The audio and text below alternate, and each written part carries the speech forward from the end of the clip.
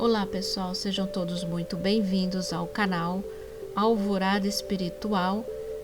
Vamos hoje para o capítulo 6 do Livro dos Espíritos.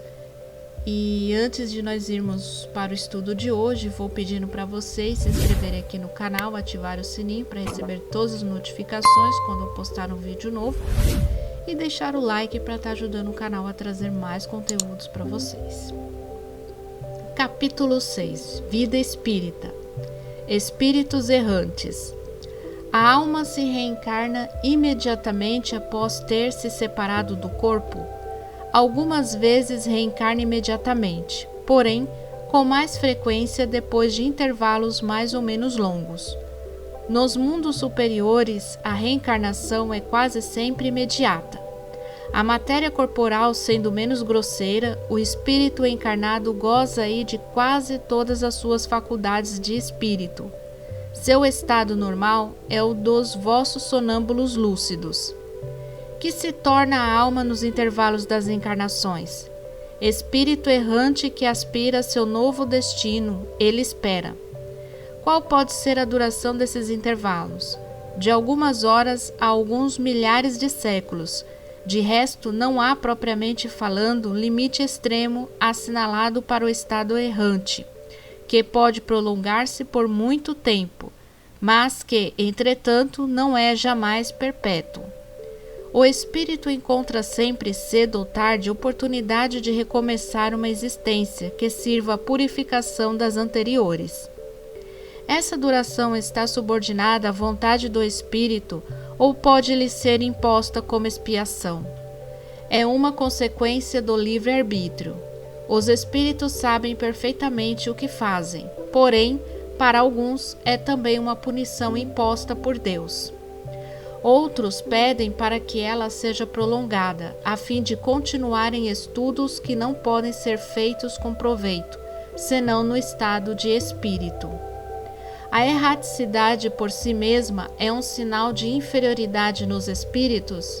Não, pois há espíritos errantes de todos os graus. Já dissemos que a encarnação é um estado transitório. No seu estado normal, o espírito está liberto da matéria.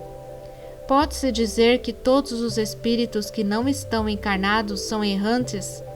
Os que devem se reencarnar, sim. Mas os espíritos puros que alcançaram a perfeição não são errantes. Seu estado é definitivo.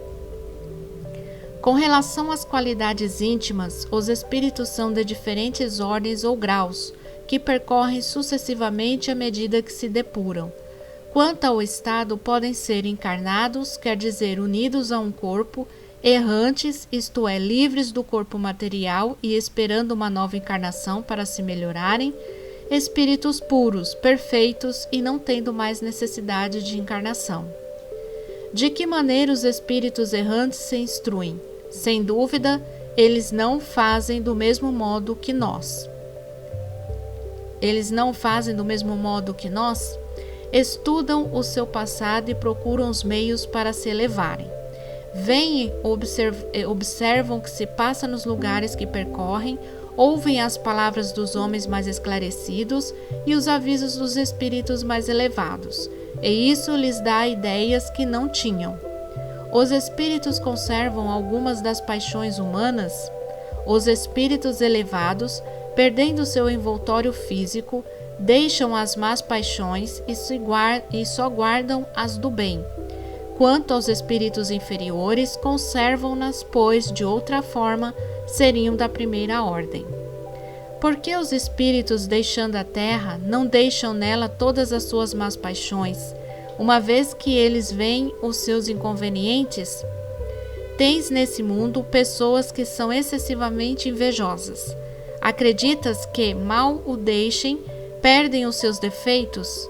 Depois de sua partida da terra, sobretudo para aqueles que têm paixões bem acentuadas, resta uma espécie de atmosfera que os envolve e conserva todas as suas coisas más, porque o espírito não está inteiramente desprendido, só por momentos vê a verdade, como para mostrar-lhe o bom caminho. O espírito progride no estado errante. pode melhorar-se muito, sempre segundo a sua vontade e o seu desejo. Mas é na existência corporal que ele põe em prática as novas ideias que adquiriu. Os espíritos errantes são felizes ou infelizes, mais ou menos de acordo com seus méritos. Sofrem as paixões cuja essência conservaram ou são felizes, segundo eles sejam mais ou menos desmaterializados.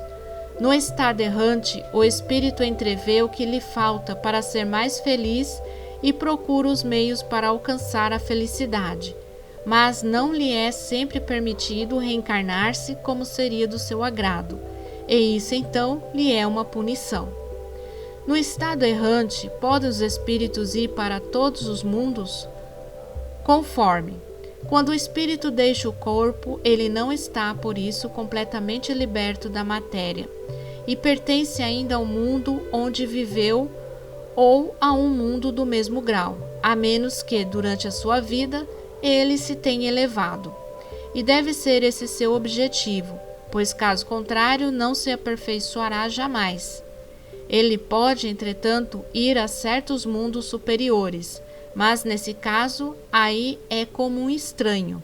Não faz, por assim dizer, mais do que os entrever, e é isso que lhe dá o desejo de se melhorar para ser digno da felicidade que neles se desfruta e poder habitá-los mais tarde.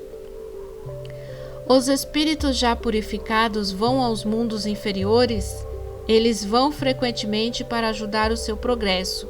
Sem isso, esses mundos estariam entregues a si mesmos, sem guias para dirigi-los. Mundos transitórios. Como ficou dito, existem mundos que servem aos espíritos errantes como estações e locais de repouso? Sim. Há mundos particularmente destinados aos seres errantes e nos quais podem habitar temporariamente. Espécies de acampamentos, de campos, para se repousar de uma muito longa erraticidade. Estado sempre um pouco penoso, são posições intermediárias entre os outros mundos, graduados de acordo com a natureza dos espíritos que podem alcançá-los e nele gozam de um bem-estar maior ou menor. Os espíritos que habitam esses mundos podem deixá-los à vontade? Sim.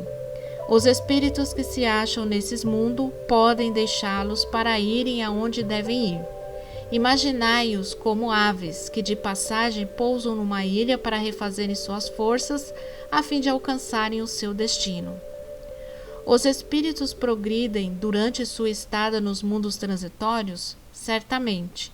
Aqueles que se reúnem assim fazem-no com o objetivo de se instruírem e de poderem mais facilmente obter a permissão de alcançarem lugares melhores e ascender à posição dos eleitos.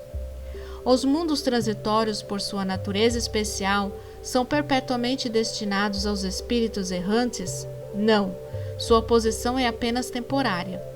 São eles ao mesmo tempo habitados por seres corporais? Não, sua superfície é estéril. Aqueles que os habitam não têm necessidade de nada. Essa esterilidade é permanente ou resulta da sua natureza especial? Não, são estéreis transitoriamente. Esses mundos, então, devem ser desprovidos de belezas naturais? A natureza se traduz pelas belezas da imensidade, que não são menos admiráveis das que chamais de belezas naturais. Visto que o estado desses mundos é transitório, a Terra estará um dia no mesmo estado? Já esteve. Em que época? Durante a sua formação. Nada é inútil na natureza. Cada coisa tem o seu objetivo, a sua destinação. Nada é vazio, tudo é habitado. A vida está em toda parte. Assim, durante a longa série de séculos que se escoaram antes da aparição do homem sobre a Terra, durante esses lentos períodos de transição atestados pelas camadas geológicas, antes mesmo da formação dos primeiros seres orgânicos sobre esta massa informe, neste árido caos onde os elementos estavam confundidos, não havia ausência de vida. Os seres que não tinham as nossas necessidades, nem as nossas sensações físicas, aí procuravam refúgio. Deus quis que, mesmo neste estado imperfeito, ele servisse para alguma coisa. Quem então ousaria dizer que entre esses bilhões de mundos que circulam na imensidade, um dos menores, perdido na multidão, tivesse o privilégio exclusivo de ser povoado? Qual seria então a utilidade dos outros? Deus não os teria feito senão para recrear os nossos olhos? Suposição absurda, incompatível com a sabedoria que emana de todas as suas obras, e inadmissível quando se imagina tudo aquilo que não podemos perceber.